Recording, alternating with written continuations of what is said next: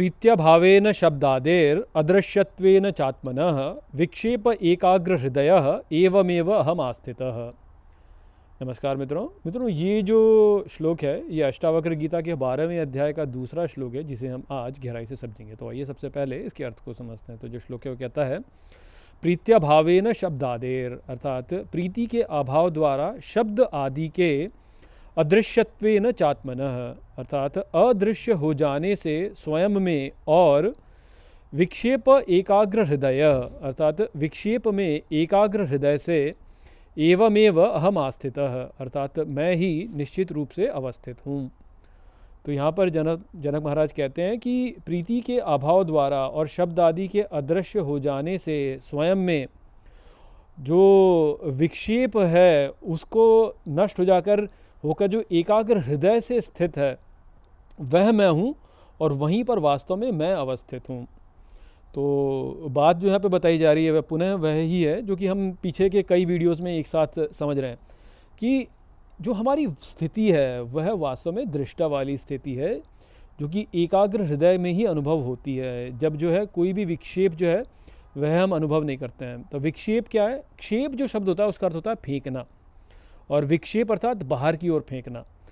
तो बाहर की ओर फेंकना जो है अर्थात हमारा जो हमारी एकाग्रता है उसको जब हम बाहर की ओर फेंकें, हृदय में ना की ओर ना उसे प्रक्षेपित करें, उसे बाहर की ओर विक्षेपित करें, बाहर की ओर फेंकें उसको, तो वह ही वास्तव में समस्या है। तब हम अपने स्वभाव से बाहर हो जाते हैं, जो हमारी वास्तविक स्थिति है उससे बाहर की ओर हम चले जाते हैं। क्यों? क्योंकि फिर हम संसार को देखते हैं। तो आप इसको ऐसे समझिए कि संसार तो बाहर की ओर है और ईश्वर जो है हमारे हृदय में अवस्थित है। जब हमारी जो दृष्टि होती है वह बाहर की ओर जाती है, या जब हमारी इंद्रियां बाहर की ओर जाती हैं तो वह संसार की ओर जाती हैं। वही जब अंतर्दृष्टि जो हो जाती हैं, जब भीतर की ओर जाती हैं, तो वह ईश्वर की ओर चली जाती हैं। तो ये जो हमारी जो स्थिति है इसको हमें समझना है। तो जैसे हमने अभी कल के वीडियो में समझा, जो हमने कल का जो कठोपनिषद वाला वीडियो था उसको हमने समझा। उसमें हमने क्या समझा कि देखिए आप जीवन जीते हैं, आप जीवन जीते हुए जो है बहुत कुछ अनुभव करते हैं। कभी आप सुख अनुभव करते हैं, कभी आप दुख अनुभव करते हैं, कभी आप पार्टी कर रहे हैं, कभी घूमने जा रहे हैं, दोस्तों के साथ गपशप कर रहे हैं, मस्ती कर रहे हैं बहुत सारी, और उसको आप बोलते हैं कि अरे वाह क्या आनंद था, आनंद आ गया बस आज तो, यानी पार्टी की, बढ़िया खाना खाया, मज़ा किया, रिलैक्स किया, मज़ेदार किया। वो वास्तव में रिलैक्सेशन नहीं है, वो वास्तव में फिर भी दुखी ही है। क्यों? क्योंकि आपका जो आपकी इंद्रियां थी वो बाहर की ओर प्रक्षेपित थी, अर्थात आप ईश्वर के साथ में नहीं थे, स्वरूप में नहीं थे, आप बाहर ही थे, आप बाहर ही घूम रहे थे। जैसे घर के बाहर घूम रहे हो वही कर रहे थे आप। या आप बोले अरे यार आज तो बड़ा ही बेकार दिन निकला, आज तो जो है ट्रैफिक में फंस गए बहुत ज़्यादा, और जो है इधर उधर लोग हैं, और फिर मेरे बॉस ने मुझे डांट दिया, और ये हो गया और वो हो गया, दुनिया भर के बेकार जो बातें होती हैं वो हो गई। अब बोलते हैं यार आज तो बड़ा ही बेकार दिन रहा। वो जो बेकार दिन है वह भी वास्तव में आपसे संबंधित नहीं है, क्योंकि पुनः आपकी जो आप अनुभव कर रहे हैं वो बाहर अनुभव कर रहे हैं, अपने से बाहर, स्वयं के बाहर अनुभव कर रहे हैं आप। तो वो भी वास्तव में वो नहीं है। अब इनसे जो है प्रीति या इनसे जो है अप्रीति करना जो है वह वास्तव में स्वरूप में स्थिति नहीं है, वह स्वरूप से बाहर की स्थिति है कि आप बाहर हो। तो ये जो सब कुछ बाहर हम अनुभव कर रहे हैं, जब इनका अदृश्य हो जाते हैं, जब ये हमसे दूर हो जाते हैं, तब हम वास्तव में एकाग्र हृदय से स्वयं में स्थित होते हैं। वह हमारी स्वरूप की स्थिति है। और ये जो स्वरूप वाली स्थिति है ये हम प्रतिदिन अनुभव करते हैं जब हम सुषुप्ति में जाते हैं। समस्या केवल इतनी है कि सुषुप्ति में जाते समय जो है हमारा मन भी बंद हो जाता है, और इस कारण से हम कुछ भी अनुभव नहीं करते हैं, किंतु हम जाते वहीं हैं। क्यों? क्योंकि वहाँ पर फिर हमारी जो इंद्रियां हैं वो बाहर की ओर नहीं प्रक्षेपित, वह संसार को अनुभव नहीं कर रही, वह भीतर है। तो जीवन में हम जब जीते हैं, दिन में जो भी कुछ हम अनुभव करते हैं, भले ही वो अच्छा हो, सुख देने वाला हो, जिसको सुख कहा जाता है, परंतु वो सुख है नहीं, वास्तव में है दुख ही।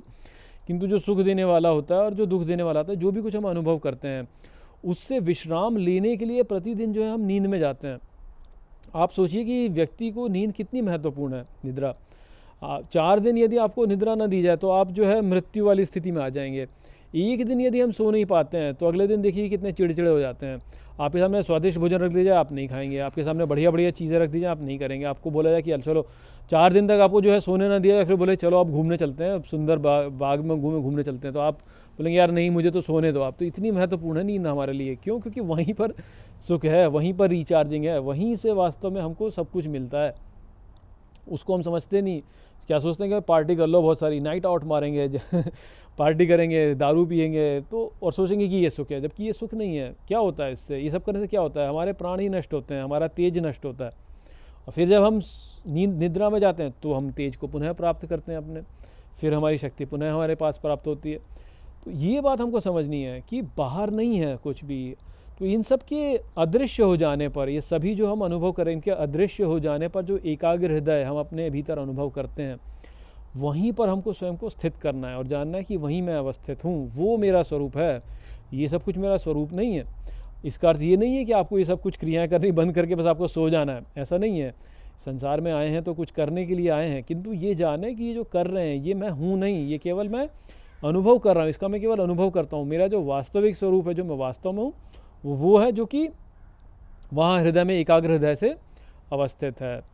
तो वो बात थी जो कि यहाँ पे जनक महाराज बता रहे हैं। आशा करता हूँ कि मैंने इस श्लोक को आपको अच्छे से समझा दिया होगा। चलिए इसी के साथ इस वीडियो को यहीं पे समाप्त करते हैं।